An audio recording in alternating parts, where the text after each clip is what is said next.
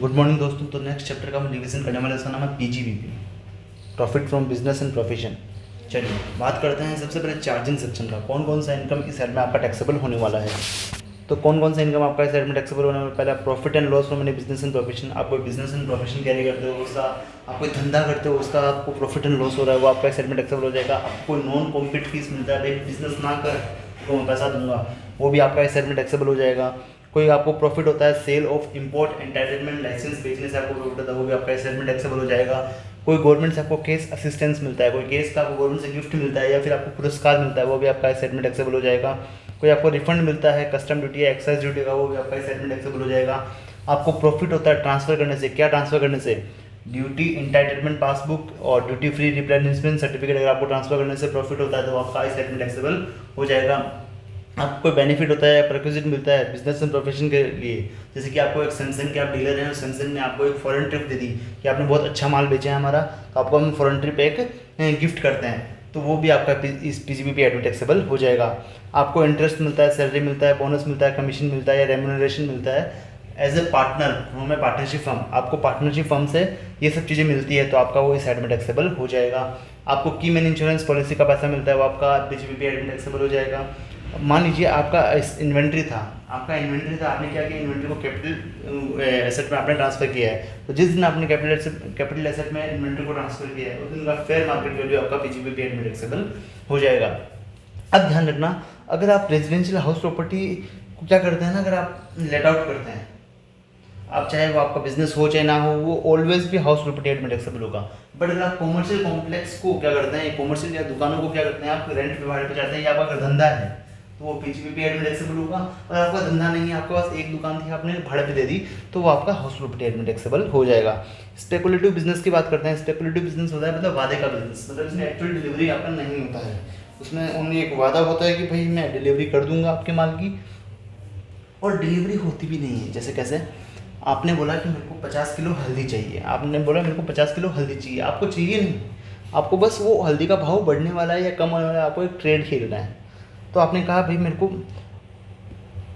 100 रुपये किलो के हिसाब से हल्दी दे दूँ, उसने हल्दी का आपको 50 किलो का दे दिया, उसने एक्चुअली में आपको डिलीवरी नहीं किया, उसने एक सौदा लिख लिया है कि भाई आपको 50 किलो हल्दी बेच दी गई है। आज से 10 दिन के बाद वो आया कि भाई हल्दी एक काम करो, जो मैंने 50 किलो हल्दी ली थी ना वो बेच दो आप। उसमें भाव चल रहे थे 120 रुपये, तो आपने 120 के हिसाब से उसको बेच दिया। तो जो 20 रुपये का जो आपको गेन हुआ है वो आपने क्या किया, उस बायर से आपने खरीद लिया, उस सेलर से आपने क्या किया, ले लिया 20 रुपये आपने। तो ये होता है स्पेकुलेटिव बिजनेस, मतलब ओनली वादे का बिजनेस होता है, इसमें एक्चुअल डिलीवरी इसमें नहीं होता है। अब एक दो ट्रांजेक्शन ऐसे हैं जो लगते हैं स्पेकुलेटिव है, बट वो स्पेकुलेटिव नहीं होते। फर्स्ट हेजिंग कॉन्ट्रैक्ट लगता है स्पेकुलेटिव है, क्योंकि आप अपने लॉस को हेज कर रहे हैं, बट ये स्पेकुलेटिव नहीं होता है। फॉरवर्ड कॉन्ट्रैक्ट स्पेकुलेटिव नहीं होता है, और ट्रेडिंग इन डेरिवेटिव्स आपका स्पेकुलेटिव नहीं होता है। ध्यान रखना, स्पेकुलेटिव बिजनेस का प्रॉफिट एंड लॉस अलग से निकाला जाएगा नॉर्मल बिजनेस से।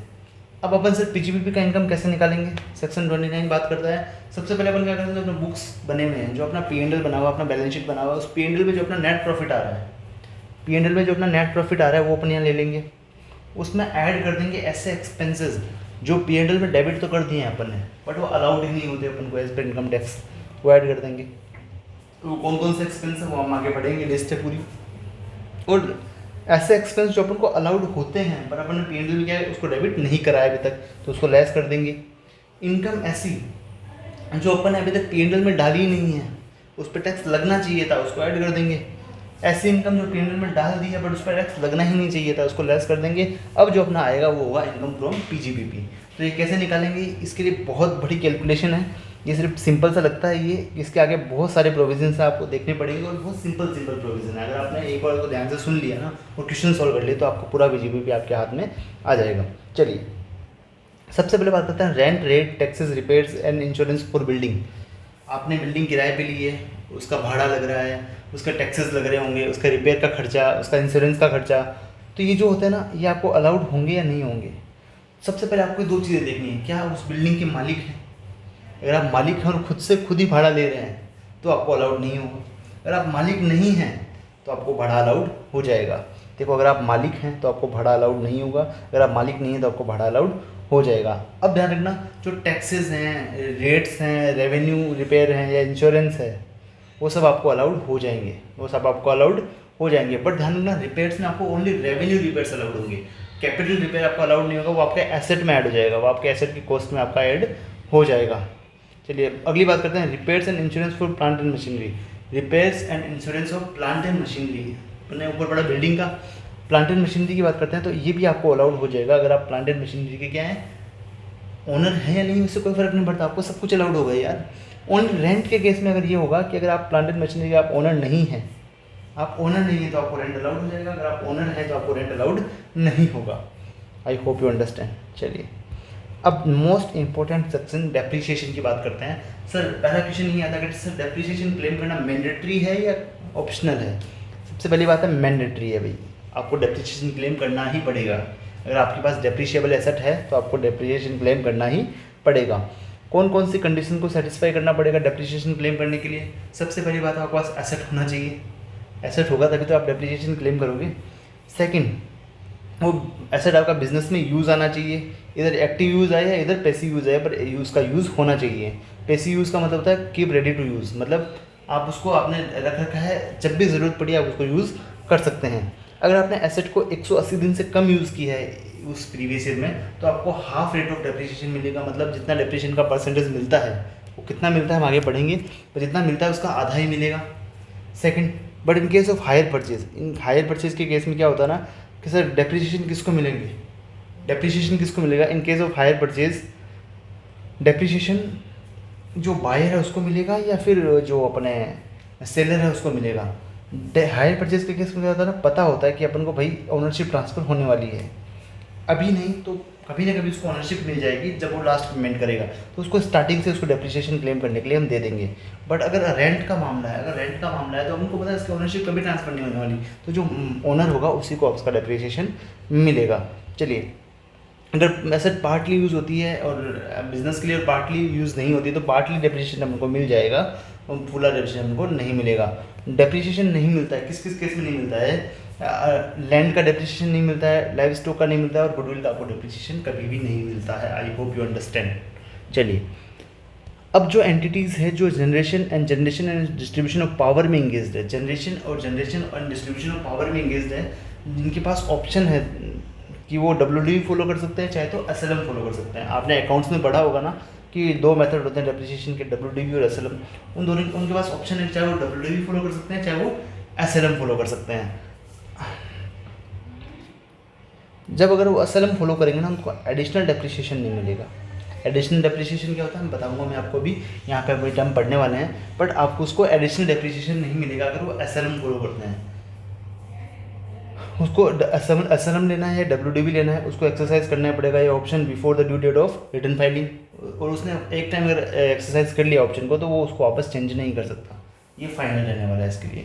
चलिए एडिशनल डेप्रिसिएशन क्या होता है ना कि लॉ मेकर्स गवर्नमेंट्स क्या बोलती है, गवर्नमेंट बोलती है कि अगर आप नई मैन्युफैक्चरिंग प्लांट खोल रहे हो तो आप मैन्युफैक्चरिंग की जो मशीनें लेके आओगे ना, अगर आप न्यू मैन्युफैक्चरिंग प्लांट लगा रहे हो और आपको एक्सेप्ट शिप एंड एयरक्राफ्ट और आप अगर मशीनें लेके आते हो तो आपको नॉर्मल डेप्रिसिएशन तो हम देंगे जो लगता है, हम आपको 20% एक्स्ट्रा और देंगे जिससे आपका प्रॉफिट थोड़ा और कम हो जाए, आपको टैक्स और कम पे करना पड़े। ये एक तरीके से मैन्युफैक्चरिंग इंडस्ट्री को सपोर्ट करने के लिए गवर्नमेंट ने ये एडिशनल डेप्रिसिएशन दिया है। ठीक है, मैन्युफैक्चरिंग और प्रोडक्शन ऑफ एनी आर्टिकल और थिंग और जनरेशन एंड ट्रांसमिशन और डिस्ट्रीब्यूशन ऑफ पावर भी मैन्युफैक्चरिंग में इंगेज्ड माना जाएगा। चलिए 20% एडिशनल डेप्रिसिएशन मिलेगा। अगर उस प्लांट एंड मशीनरी को इंस्टॉल किए 180 दिन से कम हुए हैं तो आपको आधा डेप्रिसिएशन मिलेगा एडिशनल वाला, यानी कि 10% मिलेगा, और जो 10% बचा हुआ वो आपको अगले साल में मिल जाएगा। पर ध्यान रखना एडिशनल डेप्रिसिएशन सिर्फ एक ही साल में मिलता है जिस साल हमने एसेट को परचेज किया है। ऐसा नहीं कि हर साल आप 20% एक्स्ट्रा ले रहे हो, नहीं, जिस साल में परचेज किया है उसी साल में आपको एडिशनल मिलेगा, बाकी अगले साल में आपको एडिशनल डेप्रिसिएशन नहीं मिलेगा। बट अगर इस साल में आपको 10% मिला है, यानी कि आधा मिला है, तो आधा आपको अगले साल में मिल जाएगा। एडिशनल डेप्रिसिएशन नहीं मिलता है अगर आप ये वाले सेक्शंस फॉलो करते हैं 115 BAC, BAA, BAB, BAD, BAE, ये जो है ना ऑप्शनल टैक्स रिजीम है। आपके इंटर के लिए सिर्फ ये वाली कोई भी एप्लीकेबल नहीं है, ओनली आपको 115 BAC को ही ध्यान रखना है, ये वाली आप हटा सकते हैं। Additional depreciation will not be allowed if all cost, पूरी कॉस्ट क्या कि आपने एसेट डिडक्शन ले ली है, पूरी कॉस्ट एसेट डिडक्शन आपने ले ली है, और या फिर एंटिटी SLM फॉलो कर रही है। अगर दोनों में से कोई भी बात है, अगर आपने पूरी कॉस्ट आपकी ये की है एज ए डिडक्शन ले लिए या फिर उसने आश्रम फॉलो किया है तो आपको डेप्रिसिएशन नहीं मिलेगा। डेप्रिसिएशन अपन क्यों देते हैं कि आपको एसेट का खर्चा हुआ है, आप उसको P&L में नहीं लेके गए हैं, तो आपको थोड़ा थोड़ा करके उसको आप P&L में ले जा सको। बट आपने पूरा कॉस्ट ही आप कब ले जा सकते हैं, साइंटिफिक रिसर्च के केस में आप पूरे एसेट की कॉस्ट को ही P&L में ले जा सकते हैं। अगर आपने ऐसा किया है तो आपको डेप्रिसिएशन नहीं मिलेगा। Printing and publishing consider as a manufacturing, मतलब आप जो प्रिंटिंग का काम करवाते हैं ना, बुक प्रिंटिंग वगैरह, ये भी आपको मैन्युफैक्चरिंग माना जाएगा, उसमें भी आपको एडिशनल डेप्रिसिएशन मिल जाएगा। आपको एडिशनल डेप्रिसिएशन आपको नहीं मिलेगा अगर आपने प्लांट एंड मशीनरी जो भी आपने इंस्टॉल कराई है वो ऑफिस प्रीमाइसेस में कराई है या घर पे करवाई है या गेस्ट हाउस में करवाई है, या आपको इसका डेप्रिसिएशन आपको नहीं मिलेगा। ये तभी मिलेगा जब मैन्युफैक्चरिंग प्लांट पे, वो मैन्युफैक्चरिंग साइट पे अगर आप इंस्टॉलेशन करवाते हो तो वो आपको एडिशनल डेप्रिसिएशन मिलेगा। अगर घर में करवाया है, ऑफिस में AC लगवा दिया, तो आपको एडिशनल डेप्रिसिएशन उसका नहीं मिलेगा। चलिए, अब क्या क्या रेट्स रहने वाली है। अगर आपका बिल्डिंग है, बिल्डिंग का आपको कितना डेप्रिसिएशन मिलता है। अगर रेजिडेंशियल बिल्डिंग है तो 5%, जनरल अगर कोई भी बिल्डिंग है तो 10%, अगर टेम्प्रेरी स्ट्रक्चर है, जो पता है ना फिल्म वाले सेट वगैरह बनाते हैं, उनका 40% को डेप्रिसिएशन मिलता है। फर्नीचर का 10% है। प्लांट एंड मशीनरी का, अगर आपने motor car, taxi, lorry, buses वगैरह खरीदी है और वो 23 अगस्त 2019 से लेकर 31 मार्च 2020 के बीच में खरीदी है, और जो हायरिंग बिजनेस के लिए आपने नहीं खरीदा है तो आपको 30% मिलेगा। अगर आपने हायरिंग बिजनेस के लिए खरीदा है तो उसमें 45% मिलेगा। पर ध्यान रखना, 23 अगस्त 2019 से लेकर 31 मार्च 2020 के बीच में अगर ये खरीदी है तो ये 30 और 45% मिलेगा। अगर इसके अलावा कभी भी आपने बस, लॉरी, टैक्सी वगैरह खरीदी है तो अगर आपने हायरिंग बिजनेस के लिए नहीं खरीदा है तो 15%, हायरिंग बिजनेस के लिए आपने खरीदा है तो 30% आपको डेप्रिसिएशन मिलने वाला है। I hope you understand. अब जो aeroplane, life saving equipment, pollution control वगैरह के 40% आपको डेप्रिसिएशन मिलेगा। एयरक्राफ्ट हो गया, energy saving equipment, windmill, books, computer, इनका 40% आपको डेप्रिसिएशन मिलता है। इपैक्स, mobile phone, other plant and machinery का 15% मिलता है। और शिप का आपको 20% आपको डेप्रिसिएशन मिलता है। और कोई भी इंटेंजिबल एसेट्स है उसका 25% आपको डेप्रिसिएशन मिलता है। चलिए, ऐसा कैसे कंप्यूट करोगे आप डेप्रिसिएशन को, तो आप क्या करेंगे, साल का ओपनिंग का जो डेप्रिसिएशन का अमाउंट, ओपनिंग का WDV है अपने एसेट का, वो आप लिख लेंगे। उसके बाद आपने जो एसेट परचेज करी है वो 180 दिन के ज़्यादा यूज़ हुई है, 180 दिन से आपके कम यूज़ हुई है, वो आपको देखना है। 180 डेज से ज़्यादा यूज़ हुई है या कम यूज़ हुई है, वो आपको क्लासीफाई करके यहाँ पे लिखना है। और जो यूज़ नहीं हुआ वो आप यहाँ पे लिख दोगे। फिर सेल का अमाउंट है, यहाँ लिख दोगे, जितनी आपने इस साल में एसेट को बेचा है वो आप लेस कर दोगे। अब जो आपका बैलेंस आएगा, बैलेंस कैसे आएगा, A + B - C। ए यानी कि जो ओपनिंग वाली है, B मतलब B इनमें से, और C माइनस आपका जो सेल वाला है, ये आप लेस कर दोगे तो आपका आ जाएगा बैलेंस वाला। अब नोट यूज़ में ये होता है ना, अगर पुट टू यूज़ नहीं है अभी तक तो उसको आप यहाँ कंसिडर नहीं करोगे, क्योंकि वही उस साल में आपका डेप्रिसिएशन मिलेगा ही नहीं। ओनली आप इसको शोइंग पर्पज़ के लिए दिखाओगे हमारे पास ये एसेट है, बट इसका आपको डेप्रिसिएशन नहीं मिलेगा क्योंकि आपने पुट टू यूज़ नहीं किया उसको। आपको डेप्रिसिएशन आ जाएगा इस पर, और क्लोजिंग आपका WDV आ जाएगा, जो बैलेंस में से आप डेप्रिसिएशन लेस कर दोगे। ब्लॉक ऑफ एसेट क्या होता है, मीन्स सेम क्लास की एसेट है और सेम रेट की एसेट है। सेम क्लास और सेम रेट की, यानी कि प्लांट एंड मशीनरी है और एक ही सेम रेट की है, तो उसको ब्लॉक बोलते हैं। चलिए, कैपिटल गेन कैसे निकालेंगे डेप्रिशिएबल एसेट के केस में, पर ध्यान रखना, कैपिटल गेन डेप्रिशिएबल एसेट के केस में ऑलवेज भी शॉर्ट टर्म होगा, ऑलवेज भी शॉर्ट टर्म होगा। कभी इसका long term depreciation capital gain नहीं हो सकता, क्योंकि इसका आपको डेप्रिसिएशन मिलता रहता है, तो इसकी वैल्यू हमेशा चेंज होती रहती है, तो उसको बोलते हैं इसके केस में आपको शॉर्ट टर्म ही हम कैपिटल गेन देंगे। तो अगर सारी एसेट बिक गई आपकी ब्लॉक में से, सारी एसेट बिक गई तो शॉर्ट टर्म या लॉन्ग टर्म कैपिटल गेन या लॉस हो जाएगा आपको। अगर कोई एसेट बाकी है, कोई एक सिंगल एसेट भी बाकी है इस ब्लॉक में, तो आपका ब्लॉक कंटिन्यू होता रहेगा। अब देखो एग्जांपल देखना पहले। ब्लॉक 1 है जिसका ओपनिंग 10,000 रुपये है और आपने 12,000 का सेल कर दिया है, तो 2,000 आपने प्रॉफिट में सेल किया है, तो 2,000 का शॉर्ट टर्म कैपिटल गेन हो जाएगा। ब्लॉक 2 है, 10,000 रुपये ओपनिंग था, 8,000 में आपने टोटल ब्लॉक सेल कर दिया, टोटल ब्लॉक आपने सेल कर दिया। देखो ब्लॉक 1 ब्लॉक 2 में क्या है, आपने ऑल एसेट सेल करी है, तो 2,000 का आपने क्या किया, लॉस किया है, तो 2,000 का शॉर्ट टर्म कैपिटल लॉस हो गया क्योंकि एसेट है ही नहीं ब्लॉक में। अब ब्लॉक 3 में क्या, सारी एसेट सोल्ड नहीं करी, मतलब ब्लॉक में एसेट रहेगी बेचने के बाद भी। आपने 10,000 की जो ओपनिंग WD थी आपने 12,000 में बेच दिया, फिर भी एक एसेट पड़ी है ब्लॉक में। सर 10 का 12 कैसे बेचा, बिक सकता है भाई। अब 10 रुपये की चीज़ है 1,000 में बिक जाएगी। आपको मार्केटिंग करना आना चाहिए, आपकी प्रोडक्ट की वैल्यू होनी चाहिए। तो उसने क्या किया, 10,000 में से कुछ एसेट्स को रख के बाकी एसेट को उसने 12,000 में बेच दिया।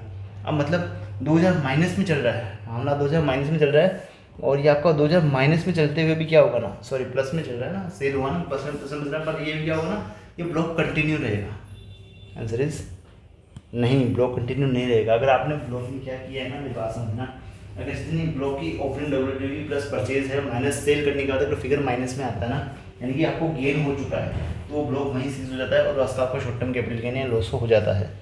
अब ब्लॉक चलता रहेगा बट ये इसका वैल्यू यहाँ पे 0 हो गया है।